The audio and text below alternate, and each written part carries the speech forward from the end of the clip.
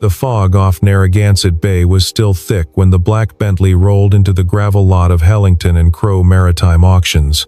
The valet stepped back. A woman in a tailored charcoal coat stepped out, heels finding the wet stones with the small, precise click of someone who has never had to look for footing. 2 spaces over, an old Ford F-150 in faded navy blue sat idling down. The man beside it wore a gray flannel and was sliding a brown leather envelope under one arm. He was locking the door by hand. Camille Ashford Vance glanced once at the truck, then at him, and spoke just loud enough for the 3 valets and the doorman to hear her. The staff lot is around the back. Security can show you the right place. Wyatt Hartwell looked up. 1 second. No reaction. Then he walked past her toward the front entrance. Neither of them knew that in 90 minutes, the auctioneer's gavel would fall on a name that belonged to him. Inside, the room was already half full. 200 leather chairs faced a polished oak podium and a wall-mounted screen scrolling the morning's lot list. Chandeliers hung low enough to catch the light off champagne flutes that no one was drinking yet. The smell was beeswax polish and old money. Camille took her seat in the second row, paddle 14. Her assistant Brenda settled in beside her with a tablet and 2 pens. Wyatt sat 8 rows back, on the aisle, no paddle. His catalog was open to a single page. Lot 47, M. Y. Norabel, 218-foot custom Hartwell Marine, 2019, opening bid $48 million. A woman in her mid-40s crossed his row carrying a clipboard. She wore a name tag that read Mara Quinn, Registrar. She did not slow as she passed him. She set a paper cup of black coffee on his armrest, kept walking, and did not look back. Camille saw it from the second row, frowned, and made a small note on her tablet. Auction registrars did not bring coffee. Not to strangers. The auctioneer opened with the small lots, a 1938 tender. A pair of Herreshoff dinghies. Camille was not listening. She pressed her phone to her ear in the aisle and kept her voice low. Reggie says the board is watching live. I do not have authority above 92. Brenda nodded once. 8 rows back, Wyatt opened the brown leather envelope on his lap. He drew out one document, folded once, and a small wooden paddle. The number on the paddle was 001. It was not on the public bidder list. It was the consignor's paddle, kept under glass at the registrar's desk for parties with a recorded interest in a specific hull. The auction bylaws called it a courtesy. The room did not know. Camille turned to Brenda, the man in the flannel, 8 rows back. Who is he? Brenda pulled up the bidder list, scrolled. No name. He may just be a viewer. Camille's mouth tightened at the corner. This auction does not allow viewers in the main hall. The auctioneer announced that lot 47 would open in 15 minutes. The screen lit up with an aerial photograph of the Norabel, white hull on green water, taken at sunrise off Block Island. Wyatt did not look at his cup. He did not look at his catalog. He looked at the photograph. Camille stood and walked out to the corridor to take a second call. As she passed the registrar's window, she said, half into the phone, half over her shoulder, "Tell my uncle to relax. The only person who could have stopped me on this hull is Hartwell, and Hartwell has been dead 4 years." Mara Quinn was standing 2 steps to her left with a file folder against her chest. She glanced up, then down at the folder. She said nothing. Wyatt came down the corridor a moment later, returning to his seat. He did not look at Camille either. The chime sounded. Lot 47, the Norabel filled the screen. 218 feet of hand-laid teak deck, twin man diesels, a saloon ceiling carved from a single fallen Vermont oak. Camille exhaled once, slowly, the way a swimmer does before going under. Opening at $48 million, the auctioneer said. Paddle 14 went up, 50. A phone bidder, voice relayed through the registrar's headset. 58, Camille came back. 62, the phone bidder again. 70, 78. Camille's paddle. The phone bidder paused. Then, 84. The room shifted. The auctioneer's eyes swept the floor. 84 million going once. Camille smiled almost. The faintest movement at the corner of her mouth. In the 8th row, the wooden paddle marked 001 came up. The auctioneer paused for the briefest half-second and glanced at the registrar's desk. Mara Quinn nodded once. Bid from paddle 1, 86 million. Camille turned. Not a glance. A full turn in her seat. The man in the flannel. He was already lowering the paddle. He did not meet her eyes. 88, she said. 90, said paddle 1. Without expression, Camille's paddle hovered. Her ceiling was 92. Her chest rose once. 92. Her paddle came up with a small tremor she controlled before it became visible to the room. Wyatt did not move. The auctioneer waited the full count. 92 million going once. Going twice. The wooden paddle did not lift. Sold. To paddle 14. $92 million. The gavel cracked. Camille rose halfway out of her chair and turned briefly toward the 8th row. The smallest contained smile of a woman who had been told she would lose and had not. Wyatt stood. He walked, unhurried, toward the registrar's desk. Mara opened a navy file folder and laid it flat in front of him. Camille watched, Brenda already congratulating her in a whisper. The auctioneer's assistant leaned in. The auctioneer leaned back. Then he tapped the microphone. Ladies and gentlemen, a mandatory disclosure under bylaw 14.3, Lot 47 carries a registered right of first refusal in favor of the consignor of the hall, filed prior to today's session. The holder has elected to exercise. Lot 47 is therefore not awarded to paddle 14. The room went into a low rolling murmur. Brenda lowered her voice. Miss Vance, who is the consignor? The registrar opened the auctioneer's secondary microphone. Consignor of record for the Norabel hull is Wyatt James Hartwell, sole heir, Hartwell Marine Shipworks Trust. Camille went pale. The sentence she had spoken in the corridor came back through her own ears. Hartwell had been dead 4 years. Captain James Hartwell.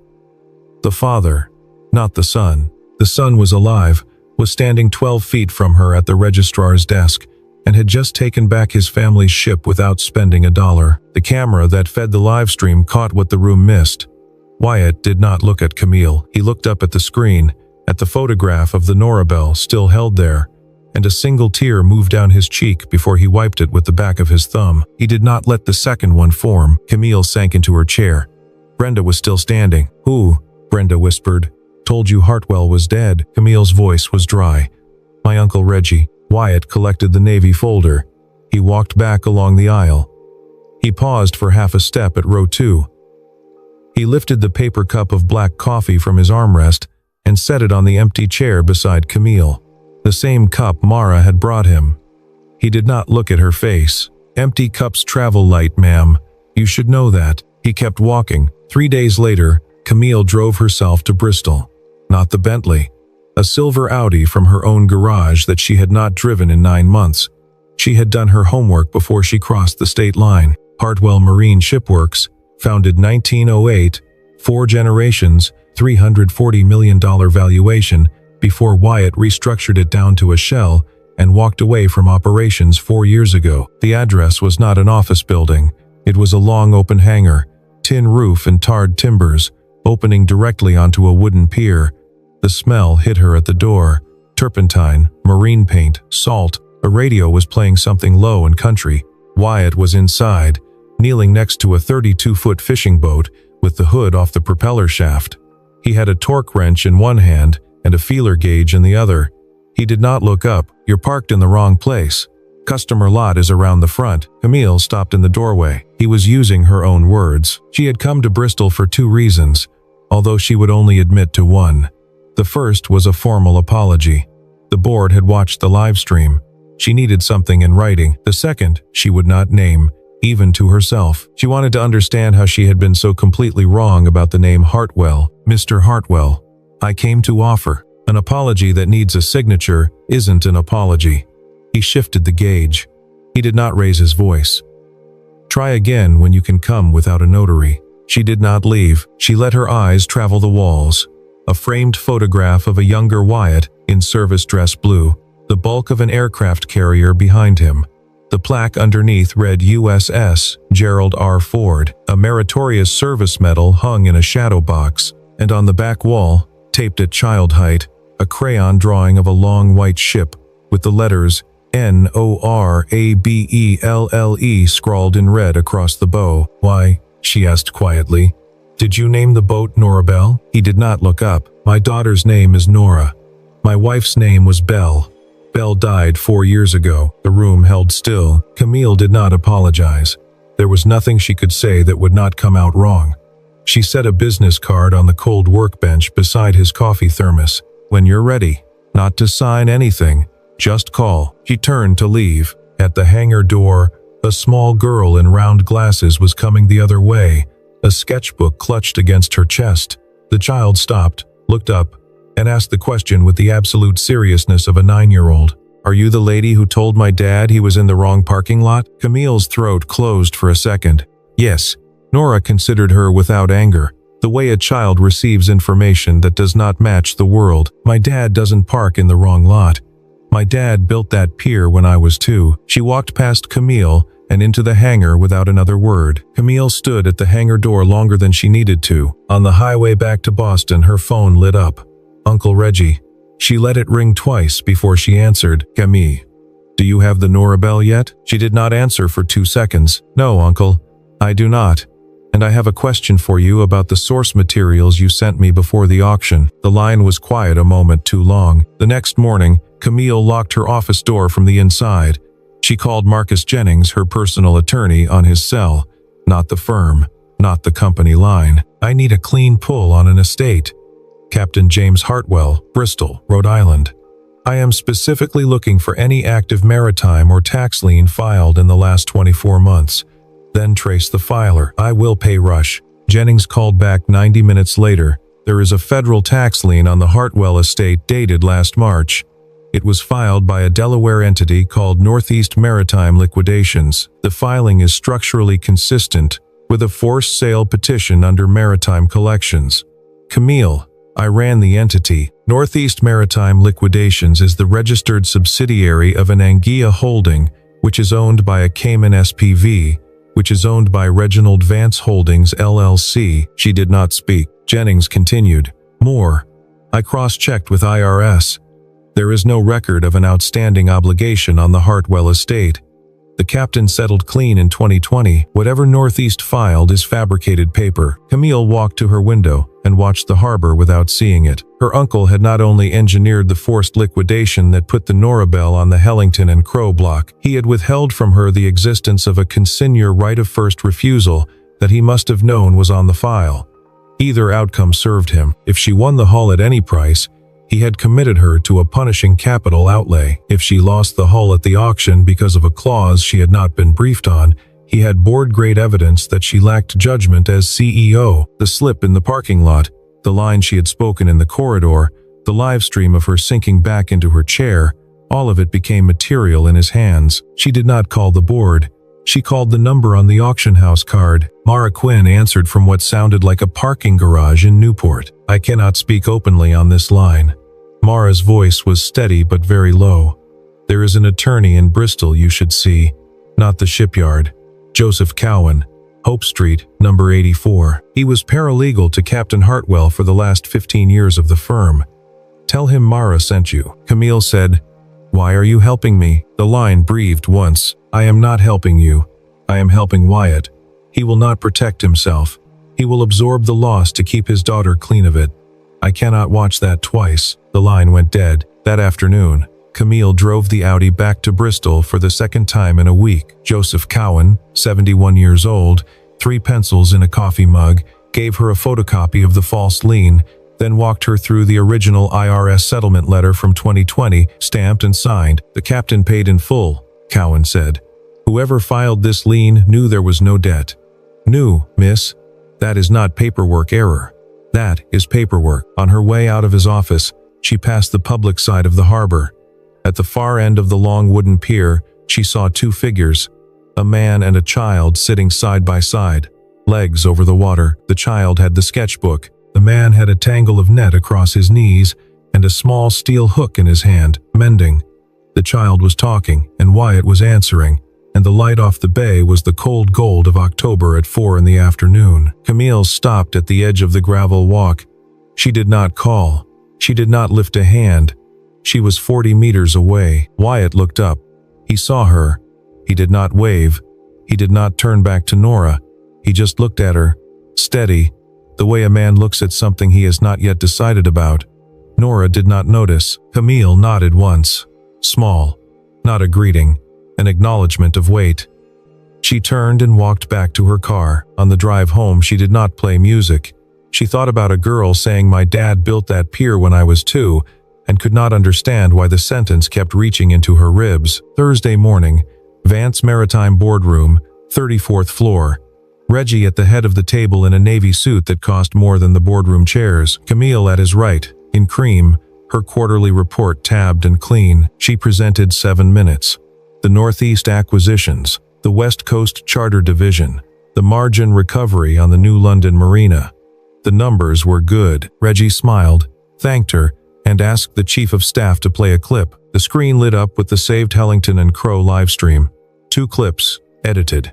First, Camille rising from her seat with the contained smile of a woman who has won. Second, Camille sinking back, pale, while the auctioneer recited Wyatt James Hartwell, sole heir. Reggie had cut the audio of her corridor sentence and looped it under the second clip. The only person who could have stopped me on this hull is Hartwell, and Hartwell has been dead 4 years. 2 of the 7 board members audibly inhaled. Reggie folded his hands. I am proposing a formal review of executive judgment. I think we owe the shareholders that conversation. The 2 younger members, both placed on the board through Reggie 3 years prior, nodded in tandem. Camille did not raise her voice. She did not look at her uncle. She addressed the chair. I will not contest the request. I will, however, propose that the review be deferred 14 days, and that during that window my uncle and I conduct a joint audit of the source materials he forwarded to me prior to the Norabel auction. There is a federal tax lien in those materials which IRS has no record of issuing. The board went still. Reggie's face moved once, almost too fast to catch. Then a small recovering smile. I am sure that is a clerical issue. Then a joint audit will resolve it in an afternoon, Camille said. The motion to defer carried 5-2. Back in her office, she shut the door and did something she had not done in a year. She called Wyatt Hartwell. The number Cowan had passed to her. The phone rang 4 times. She heard the grind of a belt sander cut off in the background. Hartwell, I need you not to inherit that lien. I need you to file federal against my uncle.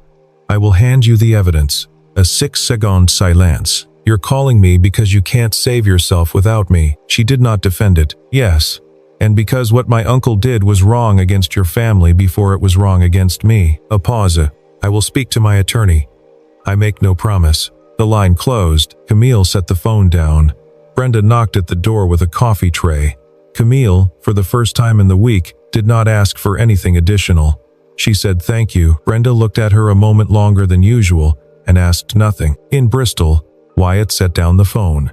Nora was at the kitchen table, sketchbook open, drawing a tugboat in profile. Who was that, Dad? He did not turn from the window over the sink. Someone who is learning how to see people. Nora nodded, accepting the answer, and went back to the tugboat. 4 days later, Mara Quinn took a leave of absence from Hellington and Crow. She drove to Bristol in a small gray sedan and met Wyatt and Camille in Joseph Cowan's office on Hope Street. Camille had been there since 8 that morning, reading the draft joint claim Cowan had prepared. The October wind off the harbor was knocking at the front window. Mara set a second file folder on the table. Not the auction folder. A plain manila one, edges soft with handling. In 2020, she said, I worked the last 18 months of Captain Hartwell's life as his confidential secretary. He executed a codicil in the spring of that year. It was never lodged with probate. He instructed me to hold it personally. He said it should only surface if the Norabel came under any lien, tax, or maritime that forced a sale. She opened the folder. The codicil was 4 pages. In Captain Hartwell's hand, it established a separate Providence Trust holding $50 million in liquid bridge funds, payable on demand to Wyatt James Hartwell, for the sole purpose of redeeming the Norabel from any forced liquidation, with the consignor's right of first refusal pre-filed against the hull at Hellington and Crow. The last page carried the captain's handwriting in his own black ink. Reginald Vance approached me in 2019 with an offer to buy 30% of Hartwell Marine. I declined. He did not take the refusal well. If this document is being read, the refusal has cost him patience. Protect the boy. Protect the boat. Wyatt did not move for a long moment. He read his father's handwriting twice. Then he stood and walked to the window. Nora was on the sidewalk 2 stories below, holding the hand of the neighbor's wife. He watched her until he was sure he did not cry. Camille reached across the table and laid her palm flat on the codicil, not on Wyatt's hand, not on Mara's, on the paper, to keep it from lifting in the draft from the open transom. She spoke to Mara quietly. You were afraid. That is not the sin. The sin would have been never bringing it. You brought it today. Mara's shoulders dropped and she cried without sound. Wyatt turned from the window. He spoke to Mara first. I do not blame you. Then, for the first time since the auction floor, he used Camille's first name. Camille, I will file federal against your uncle. Not for you. For my father. She nodded once and did not correct the use of her name. He picked up his phone and called Cowan's son at the United States Attorney's Office for the District of Rhode Island and set the appointment for Monday morning. Wire fraud, maritime lien fraud, conspiracy. The 3 counts went onto Cowan's notepad in pencil. Wyatt walked Mara to the door and held it open. Cowan went down to lock the street gate. Camille gathered the documents back into the manila folder, slid it into her bag and looked up. Wyatt had come back from the door and was standing in the middle of the room. He was looking at her. There was no contempt in it. There was no suspicion in it. For the first time, there was no defended distance in it. He just looked. She did not look down. Monday morning, the U.S. Attorney's Office accepted the filing. The investigation moved into a fast track because the underlying lien was federal paper. By Monday afternoon, Reggie Vance knew. By Monday evening, he had called an emergency board meeting for Wednesday morning on the stated grounds that the chief executive officer of Vance Maritime was cooperating with a federal investigation that targeted a board member without internal disclosure. Wednesday morning, Camille arrived at the boardroom with 4 people Reggie was not expecting. Joseph Cowan, in a charcoal suit and a knit tie, carrying the codicil in a sealed evidence sleeve. Marcus Jennings, in a navy chalk stripe, with the lien audit, a forensic accountant from Providence named Dale Verity, in tweed and rimless glasses, with a printed shell structure diagram folded under his arm, and Wyatt Hartwell. Wyatt was in a suit for the first time in the story. Dark gray, single-breasted, 2-button, no pocket square. The cloth was good but not flashy. It had been cut for him by a tailor on Hope Street the year before his wife was diagnosed, and it still fit. Camille noticed his shoes were not new and were polished anyway. Reggie saw Wyatt and went still in his chair. The chair of the board, a woman named Helen Ostrom, who had served the Vance family for 21 years, recognized Cowan from her own father's funeral and granted the floor. Dale Verity took 14 minutes. He walked the table through the shell structure. Northeast Maritime Liquidations to the Anguilla, holding to the Cayman SPV to Reginald Vance Holdings LLC. 3 slides, plain, the kind of forensic work that does not need adjectives. Cowan followed with the codicil and Captain Hartwell's named accusation. Jennings finished with the falsified lien and the IRS confirmation that no debt had ever existed. Reggie tried the last weapon he had. Mr. Hartwell, you are a former enlisted man taking care of a child. With respect, you do not understand financial structures of this kind. Wyatt did not raise his voice. I was Lieutenant Commander, United States Navy. Naval Architecture, MIT, 96. 3 patents on shaft propulsion. I read shell structures in the evenings. The room did not move. 2 of the board members, the ones Reggie had placed, looked at the tabletop. Helen Ostrom called the vote. 5-2. Reginald Vance was required to vacate the chairmanship immediately and to step off the board pending federal proceedings. Camille retained the CEO seat with the board's full confidence. Reggie stood. He took his jacket off the back of his chair without folding it. At the door, he turned. Your father would have been disappointed in you, Camille. Camille spoke without raising her eyes from her notes. My father was your brother. He would also have been disappointed in you. The door closed behind him. Camille and Wyatt rode the elevator up 2 floors instead of down. There was an observation hallway on the 36th that the building reserved for tenants, glass on 3 sides, the harbor below them in a low gray afternoon shine. They walked to the rail. They did not speak for a long moment. Camille, for the first time in the story, laid her hand over the back of his on the rail. She did not curl her fingers around. She did not grip. She just rested her hand there, the weight of it, 1 full second. Wyatt did not pull his hand away.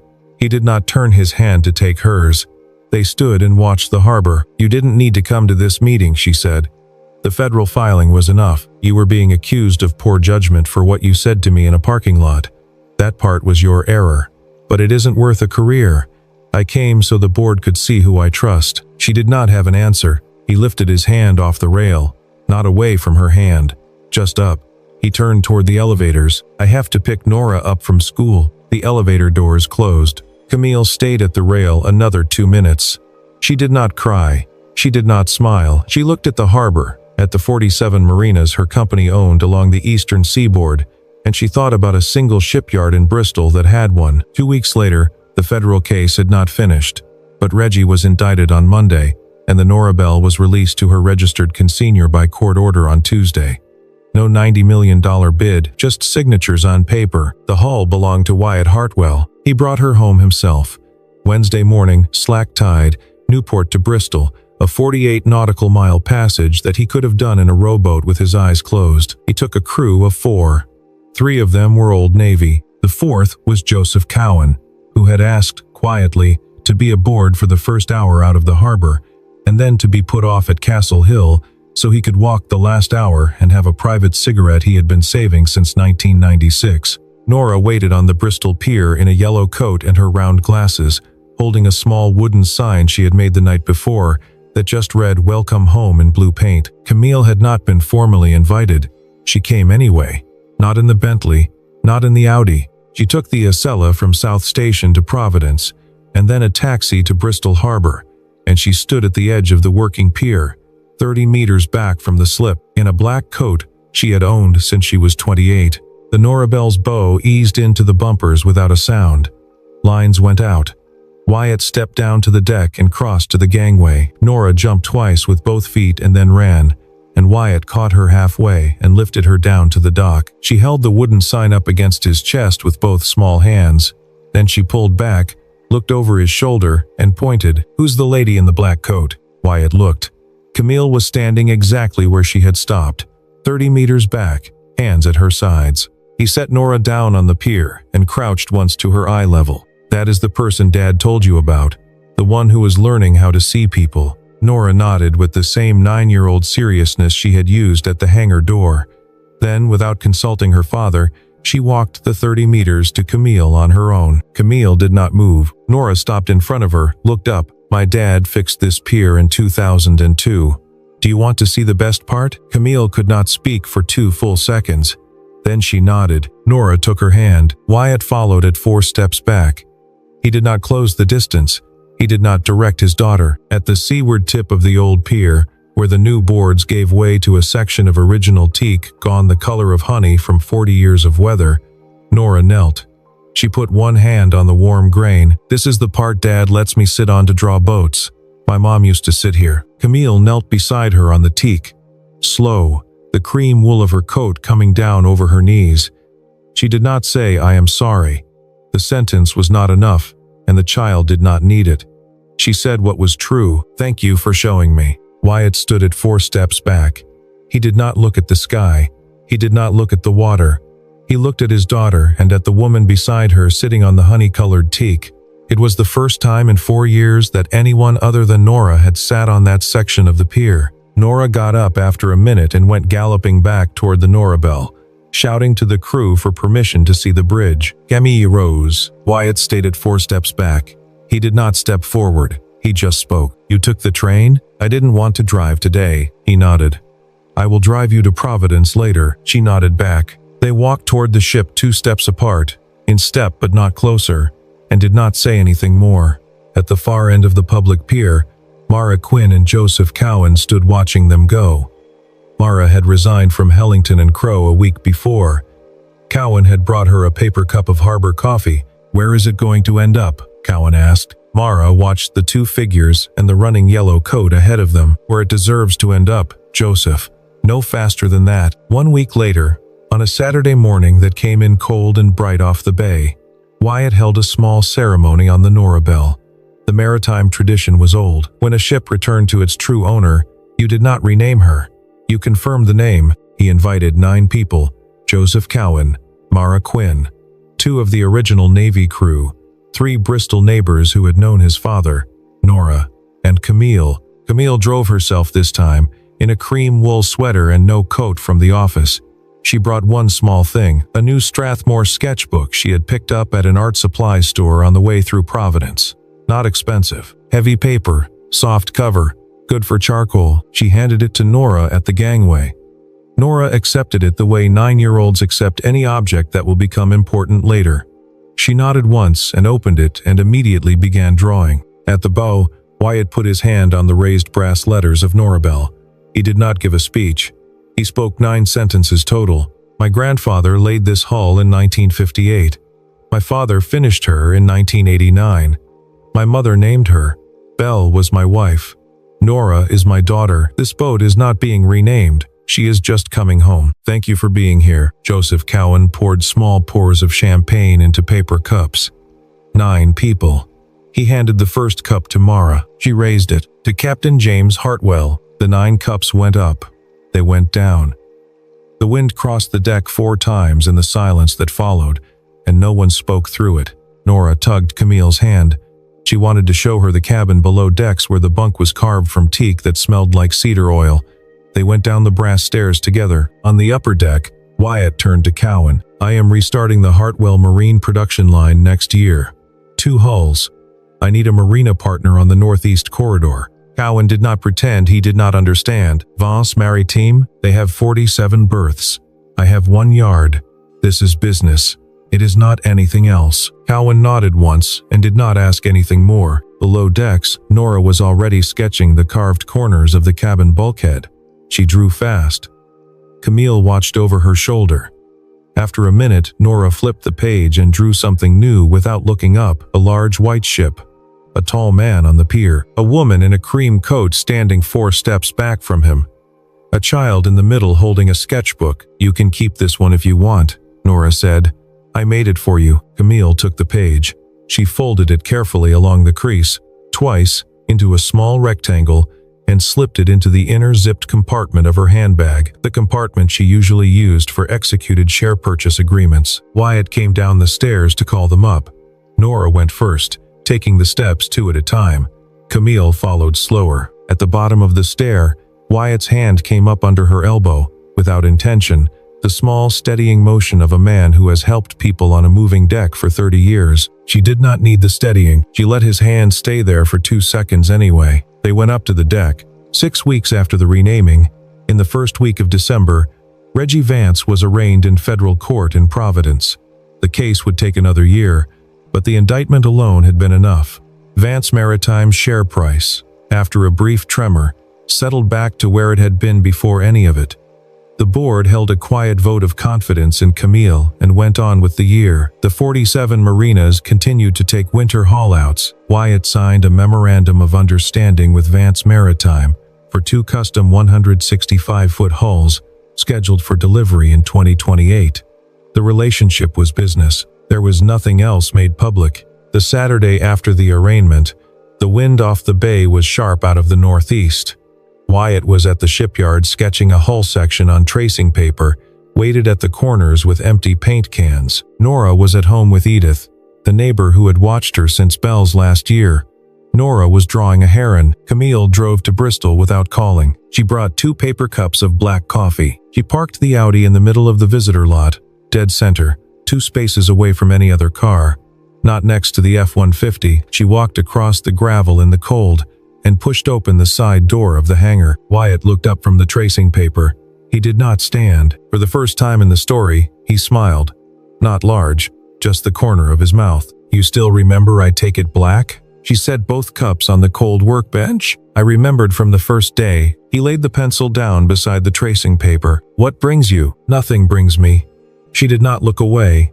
It's the first time in 4 months I came without a question I needed answered. 8 seconds passed. Wyatt folded the tracing paper, slowly, weighted corners and all, and stood. He walked to the wide hangar doors and rolled them open.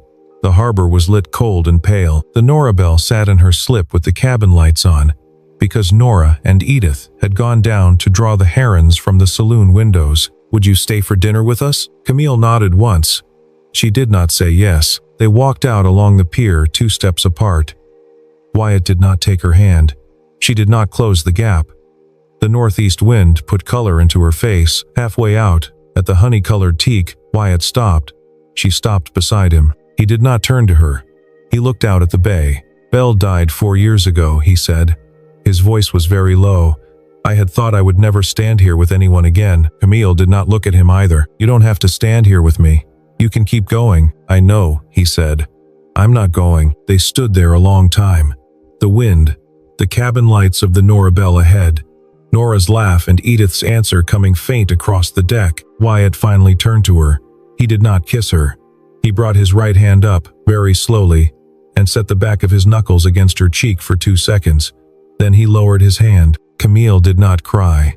She nodded once, not in answer, in confirmation of something they had both already understood. They walked the rest of the pier together toward the ship. From the cabin window above them, Nora was already shouting, "Dad, Miss Camille, I finished the cabin." Neither of them had been looking for what they found at Bristol Harbor that December. Neither the man who came back to his father's ship, nor the woman who had once told him he was parked in the wrong lot,